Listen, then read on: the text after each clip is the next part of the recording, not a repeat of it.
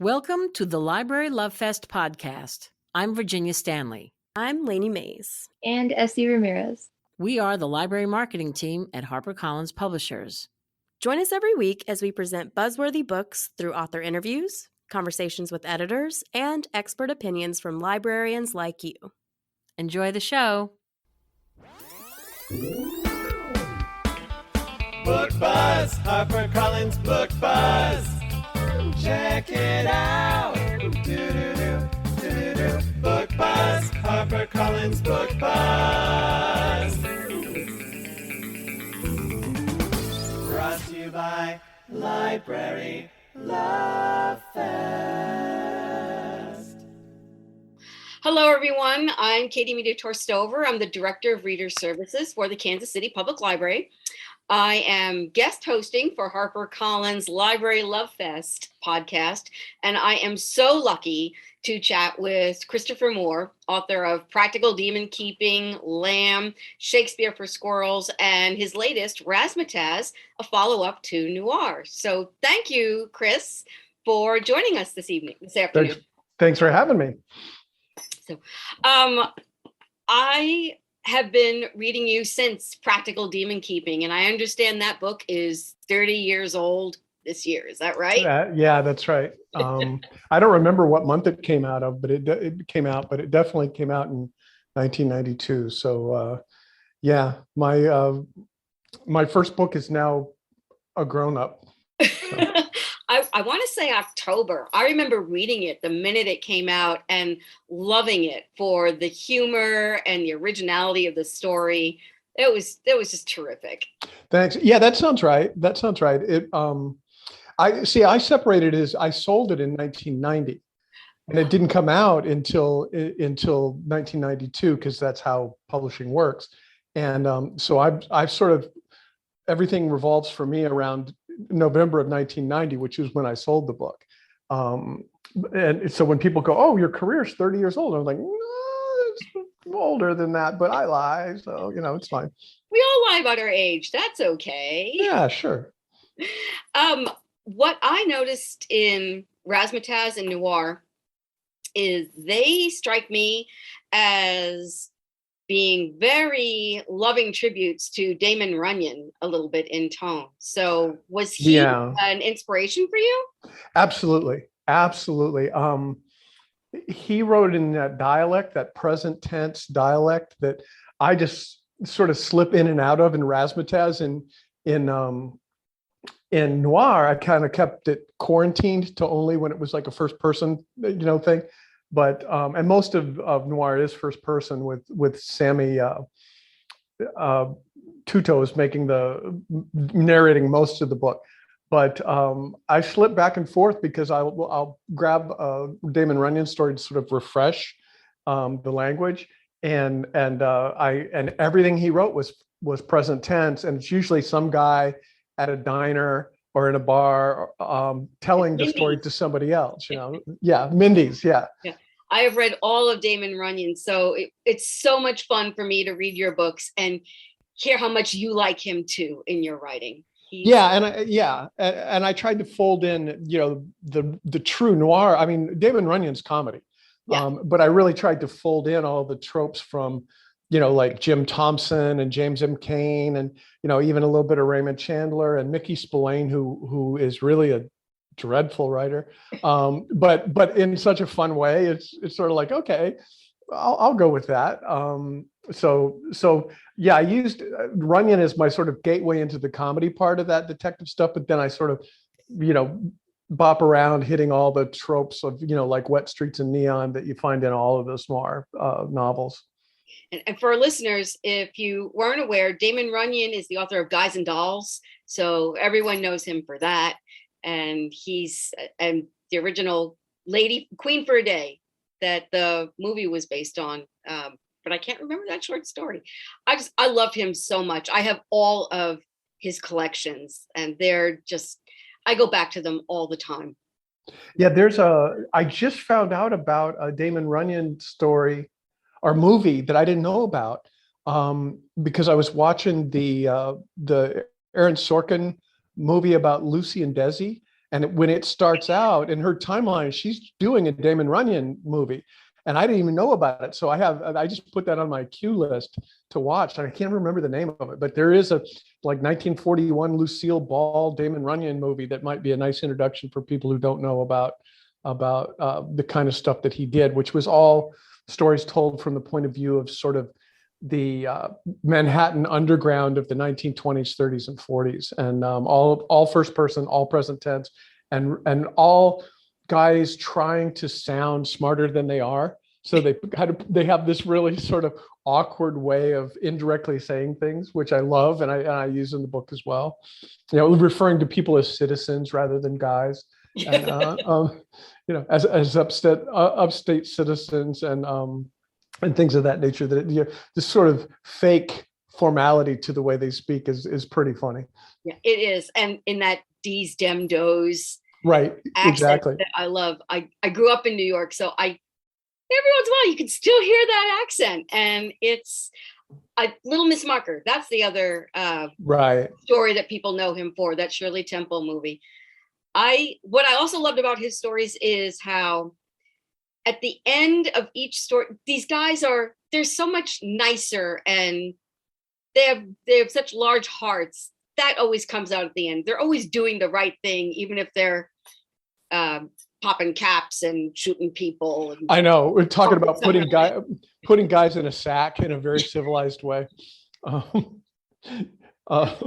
which is, you know, and there's one Damon Runyon story where they actually go into the mechanics of how you have to tie a guy to get him in a sack to drop. You know, when you do that, of course, you're going to drop him in the bay. But to get him to fit in a sack, and he sort of goes into the technical aspect of that, and it's pretty harrowing. It's sort of like, yikes! Let's just go back to the guys playing cards and betting horses and all this kind of fun stuff, you know. So I know you found inspiration in Damon Runyon and all those other writers you mentioned. How'd you get to comedy noir after comedy horror and Shakespeare parody? Do you see a pattern here? Well, I'm not ashamed to say I sort of started my career by saying, okay, I'm going to make fun of these different things. And I remember sitting with a friend of mine as I was sort of formulating the idea for Practical Demon Keeping, my first book. And I said, well, I want to do for horror what Douglas Adams has done for science fiction. And so Practical Demon Keeping was sort of that, taking all those kind of, I guess you call them memes now, the tropes of science of horror, and sort of working them into a comedy. And I didn't really have any, literary examples for that to sort of draft off of. You know, I didn't know of another. Robert Bloch used to write some funny horror stories, but they were short stories. And so I had never read a funny horror novel. There were a number of movies, including Beetlejuice, that came out right after, I think, about 1992. But there had been attempts at horror comedy in film, but not in a novel form. And so as you go along, you know, you're looking, I don't want to do the same thing I did yesterday. I don't want to do the same thing. I don't want to write the same book 27 times. Not that there's anything wrong with that. There's a lot of people who have made a good living doing that. But I didn't want to do that. And so I just sort of gravitated toward the things I like, you know, and we talked about, you know, Damon Runyon's, I was aware of him back 1981, 82, you know. Somebody at a writers conference turned me on to him. And I had always sort of thought, well, that would be a cool thing to do. And I think what was more compelling to write that type of story set in San Francisco was the history of San Francisco at the time, setting a story in 1947, a couple of years after the war, and all these massive social and cultural changes had gone on in the city due to the war. And I wanted to write about sort of the intersection of all those different groups of people, and the, I guess, the underworld, but it's not really the underworld. It's just working guys. You know, it's a cab driver and bartender, and a guy's a host at a nightclub, a guy who's a doorman at a nightclub. And that's sort of the cast of characters. The main female character is a waitress at like a Woolworths lunch counter. And one of the conventions of of true noir is it's always some poor schlub who like works the desk at a hotel, and some dangerous dame walks in and just completely upends his life. And so I wanted my guys to just be guys living a normal life, and they sort of get drafted into this sort of bizarre crime, supernatural science fiction story that happens with the background of 1947 San Francisco. And then when you decide, how am I going to tell it? Because any idea I come up with is not, this is the idea. It has to be appended with, and make it funny. Because that's, and so I thought, well, Damon Runyon already made me laugh, so I'll go that direction. And I can construct some of those really awkward similes that you find in detective fiction, but really go over the top with it. Just really, and noir has that more than RAZZMATAZZ does, but both the books have this sort of just, even the characters talk in these sort of really highly unlikely metaphors, which are just fun to construct and fun to read. And so that's why I do it. There's one whole section in noir where all we're getting is diner lingo, which I think is hilarious. And I've always thought was hilarious. It's like, oh, I'm going to put that in a book now. And there's just a brush with that in RAZZMATAZZ, but you had to revisit it, because when people, I always want the books to stand on their own. But if you've read noir, you're going to go back and go, hey, where's the diner lingo? And so there's a couple of nods, Easter eggs, I guess, to the diner lingo. I'm so glad you mentioned Easter eggs. I was going to ask you, where are they in noir or RAZZMATAZZ? And definitely the diner lingo one, I love that too. I was a waitress in a diner for a while, and it was a lot of fun to use some of those, Adam and Eve on a raft, wreck 'em, and right. Like that. That was so much fun. So we know what makes you laugh. It's Damon Runyon. What scares you? Oh, I think the overarching specter of death. Is that why you write about death and make it funny? No. I wrote about death. I wrote A Dirty Job in Secondhand Souls. It's about a guy who gets the job of being death, and he's a bit of a hypochondriac. And I kind of first conceived of that idea just because of the irony of that, of a guy who's, I don't remember if you remember. I remember it being like 7th or 8th grade health class, and each time you would study a new thing. Usually, especially on the month you were doing psychology, you'd go, well, I got that. I'm definitely a schizophrenic, or I'm definitely, a manic depressive or whatever. And so, a true hypochondriac is always, I thought, going to be in that situation of, I coughed, oh, it's got to be a tumor kind of thing. And so to have that guy get the job of being death, I thought would just be a lot of fun. But then, as I sort of came up with that idea, probably like the mid 90s, and then subsequently took care of my mother as she was dying of cancer, and then my wife's mother as she was dying of cancer. And so I was up close and personal with it. And I thought, okay, I have something to say about this now. So, write a book about death, have anecdotes that are based in real experience, and make it funny, which always has to be appended to everything I do. So yes, I've done that. I was actually joking when I said that's what scares me. I think the things that scare me are the things that scare everybody in the real world. I'm not necessarily afraid of a lot of the things I write about, like monsters and moonmen and all that kind of stuff. I'm more afraid of, being jumped at the bus stop, or looking up from resetting the stereo in the car to going under a giant semi, just that sort of stuff that's sort of overarching. Not that it takes up a lot of my conscious day, hopefully, but that's the kind of thing that scares me. But the stuff I put in books is different. It's stuff that could scare me if I were in the situation that these characters are in, and much less obviously in noir and RAZZMATAZZ, because these guys they're up on the balls of their feet all the time. They're like I described myself for most of my early adult life. They're one paycheck from homeless at all times. That's scary. Yeah. That scares me. Yeah. Yeah. Of course. As working in the library system or as a bookseller, everybody knows what that's like. I knew what that was like for a long time.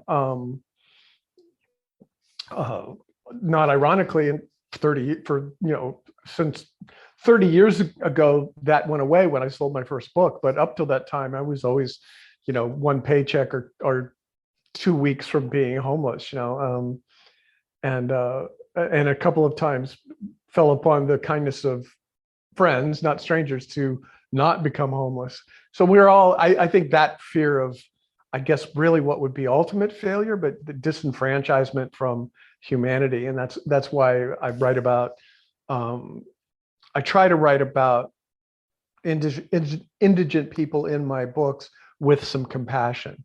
Going back to my first San Francisco book, Bloodsucking Fiends, there's one of the main characters that maintains in all of those early San Francisco books, which are set in modern times, is a character called the Emperor, who is this very grandiose homeless guy who has declared himself Emperor of San Francisco, and he feels the responsibility with having that job, even though so even though he doesn't really have a job, and he lives on the streets, and he sort of is gracious in all things that he does, and he has a couple of dogs that are with him. And he was based on a real guy that lived in the 1860s in San Francisco, named Emperor Norton.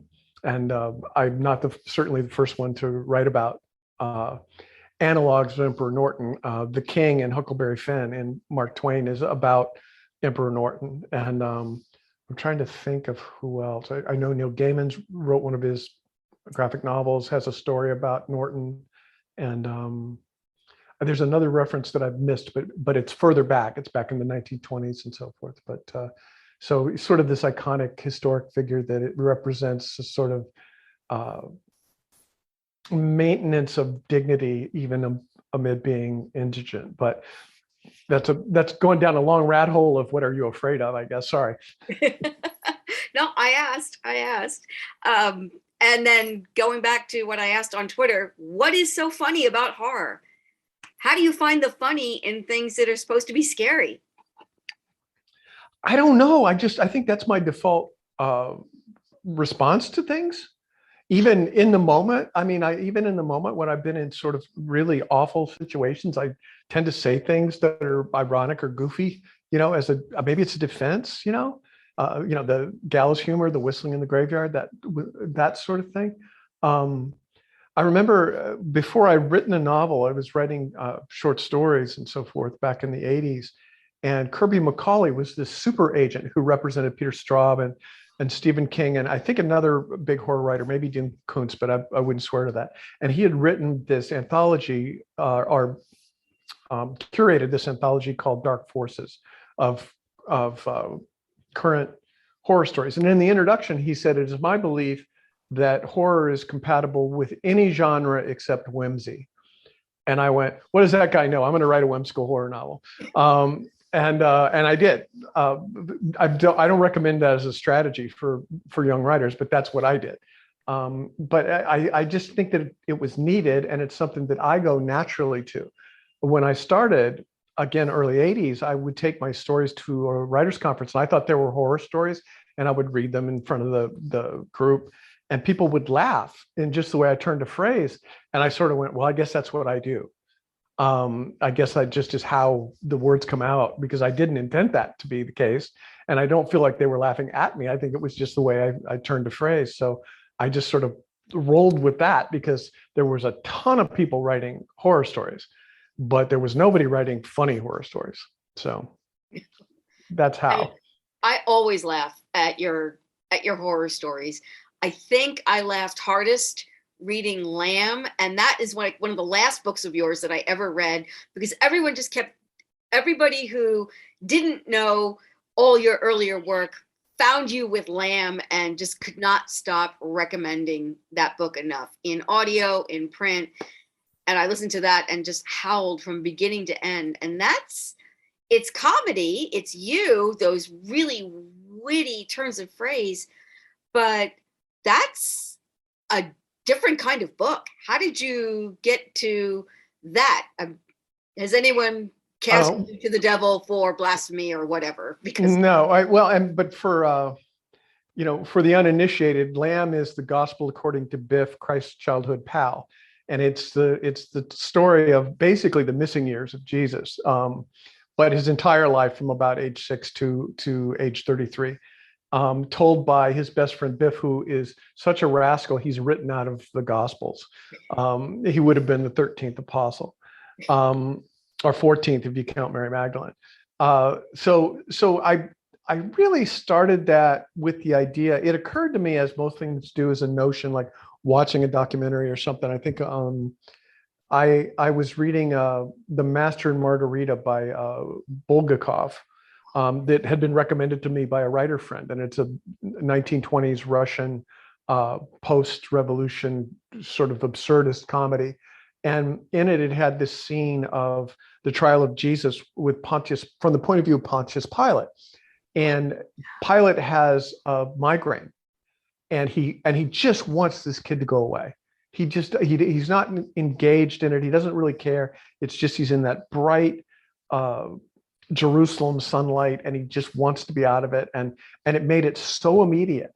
It made it so, it's like I was reading, and I think I've read this story 1,000 times, but because of those elements of realness, it made it more real than I had ever, of this humanity, I guess is what was in it. And so I thought, I wonder what would happen if you did the whole story that way, that whole familiar story. And then a few weeks later, I saw this special on PBS called From Jesus to Christ. And somebody said, there are 30 years in the Gospels that are not covered, and nobody knows where Jesus was. And I went, I don't know anything about history or theology. I should write that. And that sort of is where Lamb took off. And it was a massively ambitious project for me. But I was at a point in my career where I thought, I have got to swing for the fences. My books had done okay, but they weren't doing as I wanted them to do. And I thought, I've got to do something big and risky. And most importantly, something I don't know if can be done. I wasn't sure that you could write that story and make it funny. And so I wanted to be respectful to people of faith.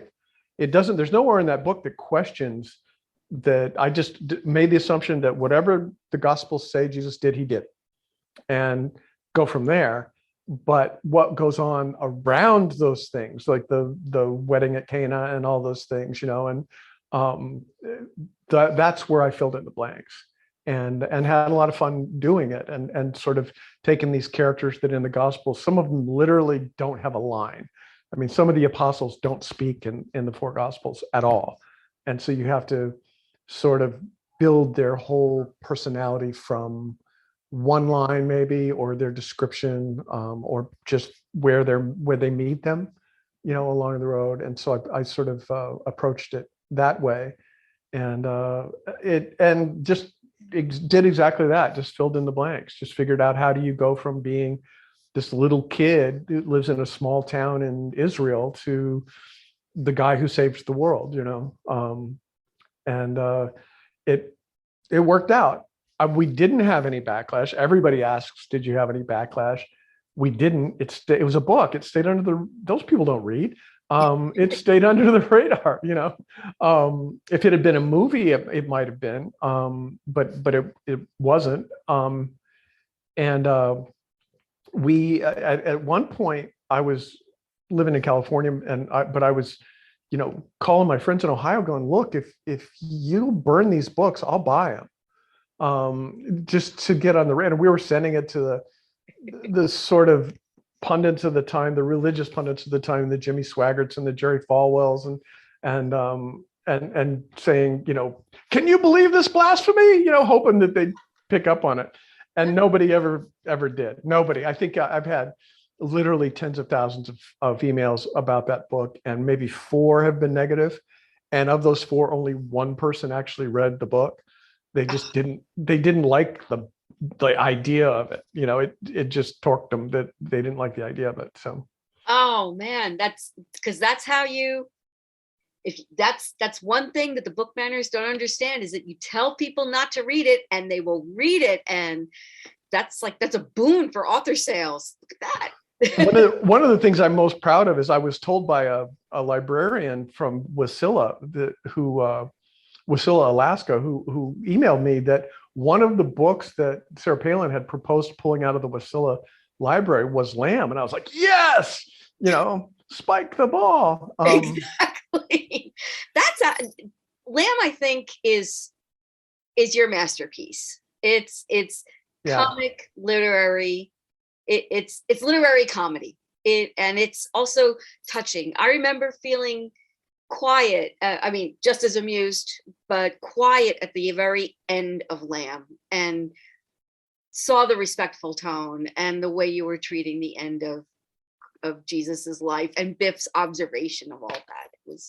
That was touching. So, well, it's good. I mean, that and all of that just comes from the ambition, Katie. That's and I've even had my editor go, well, if you could write another one like Lamb, and I go, greatest story ever told. What do I do that I can have that kind of ambition again? I think the thing that maybe comes the closest for me is a book I wrote called Sacre Bleu. That is my second favorite. I love that one. And that was, I'm going to write a book about the color blue, and I'm going to do it through the eyes of the French Impressionists, and I'm going to make it funny. I love that book. And that probably is as close in ambition as Lamb was, but I can't do Lamb again, and one of the reasons people say, well, why don't you do a sequel, do another Lamb, do the sequel to Lamb? And I'm like, I know what's going to happen. I'll write it and you'll go, it was good, but it wasn't as good as Lamb. And I think that book stands on its own. I mean, it does what it does. It's sad that it's sort of like earlier than the midpoint of my career. And I'm like, it's my magnum opus. What did you want me to do? Quit? I still had a house payment. But I can't replicate that, just because there's no story that I can come up with that is that big. It's terrific. Hey, Stephen King wrote The Stand, middle of his career. He's still going. Yeah. Well, and I think that actually counts toward the beginning of his career. Stephen King's always he's like the Usain Bolt of writing. People always bust that out, and they're like, why aren't you running 100 meters in 10 seconds? And I'm like, not Usain Bolt, and that's people like, well, Stephen King is like, he's anomalous, there's Stephen King and then there's everybody else. So. I'm so glad you mentioned Sacre Bleu. I think I read that one before I read Lamb, and that one I thought, wow, this is so different from anything you'd written up to that point.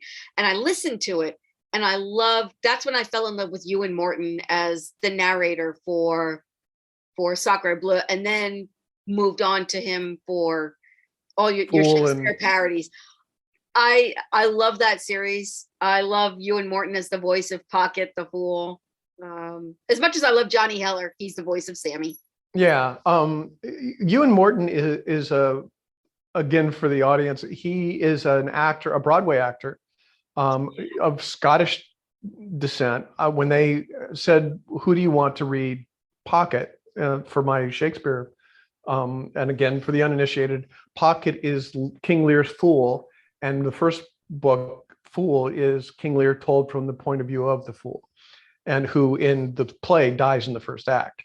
So, or disappears in the first act, let's put it that way. And they said, well, this guy's Scottish. And I listened to some samples, and let's do this guy. And Ewan can do all the accents. Like when he does Gloucester, he's doing a Gloucester accent. When he does Cornwall, he's doing a Cornwall accent. And he does, I love, and the things that are just purely his interpretations. When he does the servants, they're always a little bit Cockney. Yeah. They're always working class. And in The Serpent of Venice, there's like 32 named characters in that, male and female. And so to make them distinct, he did Iago and Emilia, his wife, as Scots. so that you always knew when he really a brilliant guy, brilliant actor. I couldn't be happier with how he did that. I think your narrators, they can crawl into your mind and figure out exactly what the humor is when they narrate your books. And that just makes it even better for a reader listener. I think they like it. The ones I've had contact with, I think they enjoy doing the books. I know Johnny Heller really likes doing the noir books, and I've never met Fisher Stevens, but he does, I think, he's good. 2 or 3 of my books. He does Lamb and A Yes. Dirty Job and Secondhand Souls, and he was brilliant. I love to listen to your work. I'm always thrilled when you have a new novel out. And I'm so glad that the publishers dropped the audio at the same time, because I love to listen to your words in my ears. I feel like I get more comedy, more joke. I know I pick up far more of the subtle jokes that you're working into your writing. Oh, good. Do you listen when you're driving, or just sort of out and about, or doing housework, or? I listen when I walk a lot, especially when I walk, I get a little picky about what I listen to. So I like to listen to you when I walk, because then I can completely focus on the story, because who cares where I'm going. But if I'm driving and I'm listening to really witty patter, then I don't want to miss a thing, and I have to pay attention to the road. So I won't do that. And or housework, or if I'm cooking, then I will. But mostly when I'm walking. And thankfully, your books made me walk a lot during the pandemic. That's when I listened to Shakespeare for Squirrels, and laughed all around the block. And people thought, "What is that woman cackling about?" I know. I get that when I listen to David Sedaris books. You know, I was listening to his last one when I was driving, and I was dangerous at one point. I was on the freeway and in pretty bad traffic, and he did that. Sedaris will just go along, and then he'll drop a line that'll just slay me. And you know, of course, he reads them, so he knows the timing. And I was like, okay, can't do that anymore. That's not safe. That almost happened to me listening to really intense things. I'm like, okay, now time to do nonfiction or podcasts when we drive. Yeah, there's a certain lightness that I need, and also there's some historical fiction stuff I can't listen to when I drive, because I'll space out and miss it. Yeah. You know, and then I'm like, well, I don't know what they're talking about, you know. Yeah, I do that too. And so it's like, okay, let's rewind and go back to what we're doing. Well, I know you've used Google, and I Googled you just to see because I was looking for your website, and found some really interesting things under the people also ask when I plugged in Google. So if you're willing, people also ask some pretty unusual questions. Are you willing to play a really quick people also ask game? Sure. Chris Moore. All right. So these are in order, and so it's kind of bizarre. First one: what happened to Chris Moore? I don't know. You know what? There's a number of Christopher Moores. Yeah. And one of them had a stroke and wrote a book about it. I got like, and I hadn't heard about it, but I got like 2 or 3 sympathy notes. Hope you're healing up. And I'm like, me too. So anyway, your next question. That was one of them. Like, first one was what happened to Christopher Moore, and then the second one was, did Christopher Moore have a stroke? That was not me. Evidently, Christopher Moore did have a stroke, and I'm like, how is that the first thing coming up? I have 10 New York Times bestsellers. How is the first thing that comes up is that my stroke I didn't have? You know. So where should I start with Christopher Moore? Oh man, I think Lamb is a good gateway book. Mm-hmm. Practical Demon Keeping, if you're going to go the whole gauntlet. I don't recommend, unless you're a Shakespeare fan, starting with the Shakespeare books, because they take a little bit getting used to. You know, you have to establish like your faith in me that I'm going to bring you through this, because it's good. And the same with Sacre Bleu. It's like, I don't know if that's the best place to start. Lamb is a good gateway book. A Dirty Job is a good gateway book, and that's set. And those are nice juxtaposition, because Lamb is historical and A Dirty Job is modern. If you like vampire stuff, read Bloodsucking Fiends, You Suck and Bite Me. You know, they're light, they're short, and they're fun. You know, so. Are any Christopher Moore books made into movies? No, no. Most of them have been optioned or bought outright at some time or another. Some of them multiple times. And I think Coyote Blue's been optioned like 6 times by 6 different companies, and A Dirty Job has been either optioned or worked on by maybe 7 or 8 people. And so I don't know why they're not getting made. I mean, nobody asks me, so I can't be the reason. I was like, that's my personality. And it's like, no, that's not it. But none yet. And The Stupidest Angel, which is my Christmas book, got as close as, I mean, had rented studio space and hired a caterer, and the financing fell out. So I don't know why not, but there's 3 or 4 in development now, and none of them are in any danger of getting made right away, but hope springs eternal. Oh, I would love to see one of your books on the silver screen. That would be terrific. Yeah. I really like the idea of a limited series for some of them, because I think that that's a better way to see a novel. When I think about, everybody wants to see Lamb as a movie, and I'm like, I really think that would be better in like 10 hours rather than 2. I think if you make it in 2, and you have the same Jesus story everybody else has told. If you make it in 8 or 10, that's a little bit more development. And so I sort of have just modified my expectations for saying, maybe, do it on Netflix or Prime or, Disney Plus or something. Some of them do lend themselves to film, but most of them I would rather see in a series. You'd get more of the humor then. You get far more of the humor and the character development, and the humor informs the character. So you would certainly get more than that in a limited series. Right. Is Christopher Moore working on a new book?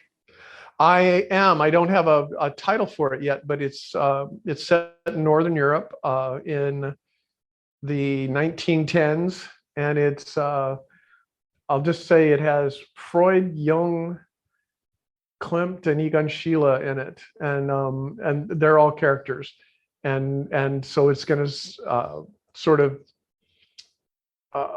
revolve around Vienna in the 1910s, which is what historians call a genius cluster, where you had all these great geniuses in different fields in one place, and we'll see. That's going to be fun. That you're doing comedy historical, and right. I can already see the connections between that one and Sacre Bleu. That's going to be a lot of. I'm really looking forward to that one now. Yeah, it's going to be difficult to do, just like Sacre Bleu was, but it's exciting to learn about all that stuff. And the only problem right now is that Jung and Freud both wrote tens of thousands of pages, so the research for it is a little bit intimidating. But I'm doing it, so that's where I am now. This has been so much fun, Chris. I don't want to keep you much longer. I did promise I would pull a tarot card for you if you want from that Pulp Tarot deck. Yeah, that's cool. I looked that up when I saw that on Twitter, and I was like, and it's sold out. So I was like, well, I would like to have that, and you can't have that. So it's beautiful. It is just a stunning deck. The art is really nice. I read tarot cards. I've been doing it for about 30 years. And when my friend Greg gave me this, I thought, oh, this might be fun to show Christopher Moore. So why don't you pick a number between 1 and 21? 17. Ooh, 17 is my favorite card in the deck.